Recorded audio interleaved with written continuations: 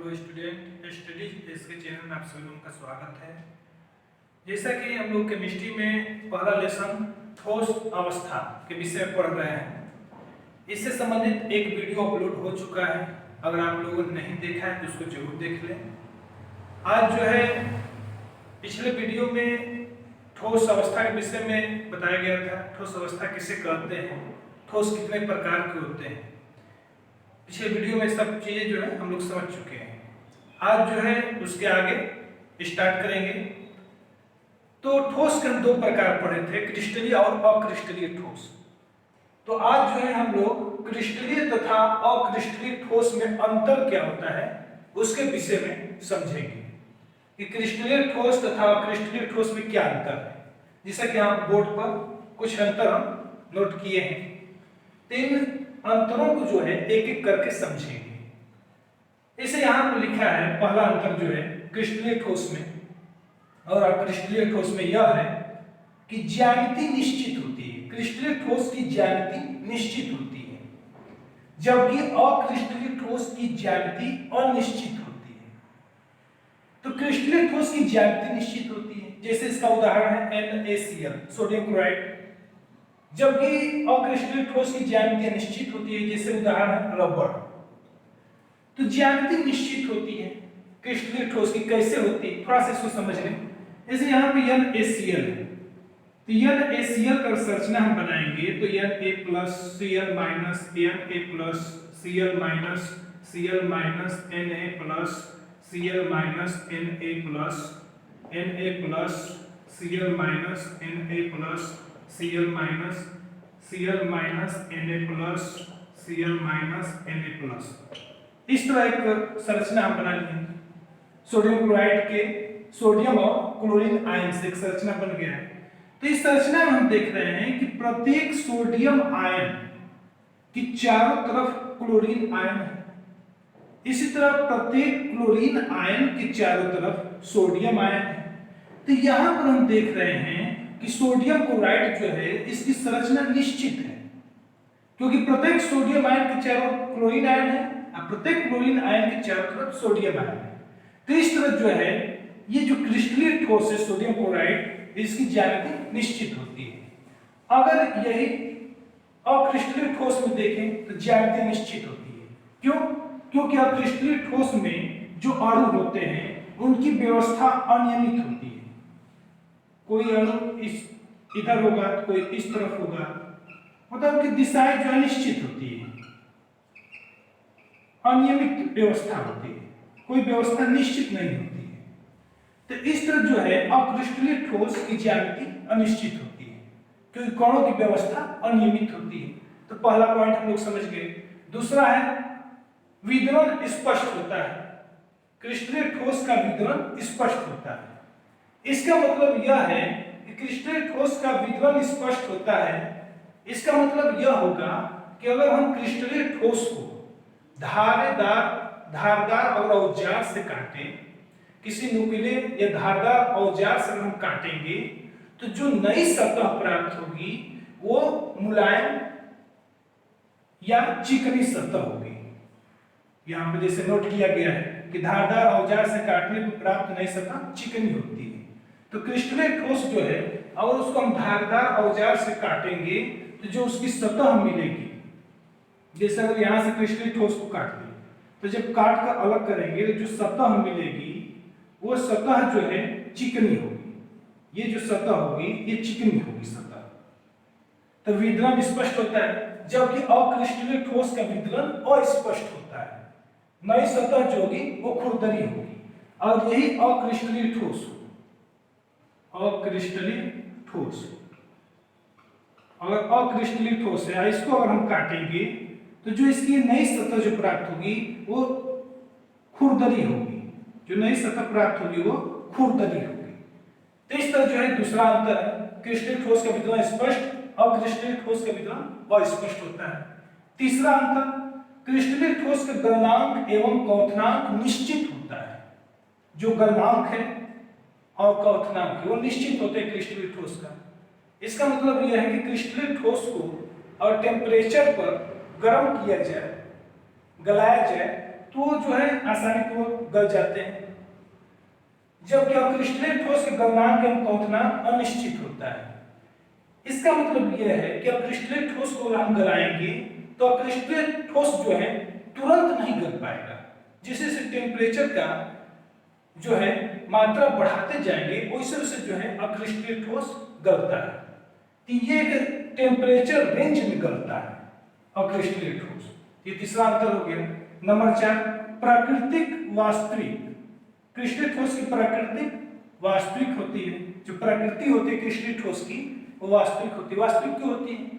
क्योंकि संरचना या ज्यामिति जो है वो निश्चित होती है, जबकि अक्रिस्टलीय ठोस की प्रकृति आभासी होती है। क्यों होती है? क्योंकि इसकी ज्यामिति अनिश्चित होती है। ये नंबर 4 के अंतर। नंबर 5, कणों की दीर्घपरासी व्यवस्था होती है। तो कणों की दीर्घपरासी है, क्रिस्टलीय ठोस में जो कण होते हैं वो दीर्घपरासी होते हैं, मतलब कणों के बीच की दूरी अधिक होती है, जबकि अक्रिस्टलीय ठोस में कणों की लघुपरासी व्यवस्था होती है। कण जो होते हैं पास पास होते हैं, लघुपरासी व्यवस्था होती है। नंबर 6, क्रिस्टलीय ठोस विषमदैशिक होता है, जैसे कि यहाँ पे एक चित्र बनाया गया है। विषमदैशिक होता है क्रिस्टलीय ठोस। इसका मतलब क्या है? जैसे यहाँ पे दो प्रकार के कण है, एक खाली गोले के रूप में दर्शाया गया है, एक भरे हुए गोले के रूप में दर्शाया गया है। अगर हम इस तरफ से देखेंगे और इस दिशा से देखेंगे तो एक खाली गोले के बाद एक भरा हुआ गोला इस तरह मिल रहा है, लेकिन जब इस दिशा से हम देखेंगे तो एक तरफ जो है इस रेखा के खाली गोले हैं और एक तरफ भरे हुए गोले हैं। तो इस तरह अलग अलग दिशाओं से देखने पर अलग अलग गुण हमको दिखाई दे रहा है। तो इसलिए ये जो क्रिस्टलीय ठोस है वो विषमदैशिक होता है, जबकि अक्रिस्टलीय ठोस समदैशिक होता है। समदैशिक यहाँ जैसे कण जो है बिखरे हुए, और इस तरफ से भी देखेंगे तो जो कणों की व्यवस्था होगी वही व्यवस्था इस तरफ से भी होगी कणों की। तो इस तरह जो है ये 6 अंतर क्रिस्टलीय और अक्रिस्टलीय ठोस के मध्य होता है। अब इसके बाद जो हम लोग देखेंगे कि क्रिस्टलीय ठोस कितने प्रकार के होते हैं। तो चलिए देखते हैं क्रिस्टलीय ठोस के प्रकार, बंध के आधार पर कितने प्रकार के होते हैं क्रिस्टलीय ठोस। यहाँ पर स्ट्रक्चर हमने बना दिया है कि आप लोगों को समझने में कोई समस्या नहीं होगी, एकदम आसानी पूर्वक क्रिस्टलीय ठोस के प्रकारों को आप समझ लेंगे और बेहतरीन ढंग से परिभाषा को याद कर सकते हैं। याद तो नहीं करना है, बिल्कुल नहीं याद करना है। डेली अगर आप वीडियो देख रहे हैं और एक बार डेली आप देख रहे हैं तो निश्चित रूप से ये जो है आसानी पूर्वक तैयार हो जाएगा। अब कोई भी परिभाषा आएगा किसी भी क्रिस्टलीय ठोस के संबंध में तो आप आसानी पूर्वक लिख सकते हैं। तो अब इसको देखते हैं, क्रिस्टलीय ठोस बंध के आधार पर कितने प्रकार के होते हैं।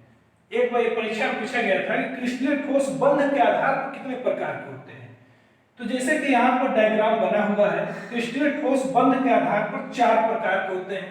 कौन कौन? तो एक होता है आणविक ठोस, एक होता है आयनिक ठोस, एक होता है धात्विक ठोस और एक होता है सहसंयोजी या क्रिस्टलीय ठोस। सहसंयोजी या क्रिस्टलीय ठोस, क्रिस्टल ठोस, सहसंयोजी या क्रिस्टल ठोस। ये 4 प्रकार हैं क्रिस्टलीय ठोस के।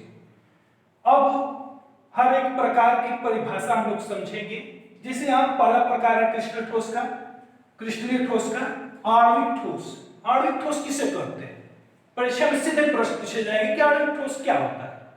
तो हम कहेंगे कि जब अवयव कण, एक चीज इसमें याद रखना है, कभी भी परिभाषा हम बनाएंगे तो अवयव कण निश्चित रूप से लेंगे। ये मालूम है अवयव कण कौन कौन से होते हैं? परमाणु, अणु या आयन। तो आणविक ठोस की परिभाषा क्या होगी?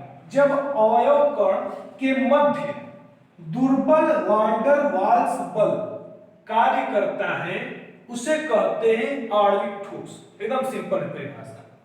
दुर्बल वान डेर वाल्स बल क्या होता है? तो एक प्रकार से ये आकर्षण बल होता है। दुर्बल वान डेर वाल्स बल एक प्रकार का आकर्षण बल होता है। तो एक बार और इसकी परिभाषा समझते हैं। जब अवयव कणों के मध्य दुर्बल वांडर वाल्स बल कार्य करता है उसे कहते हैं आणविक ठोस।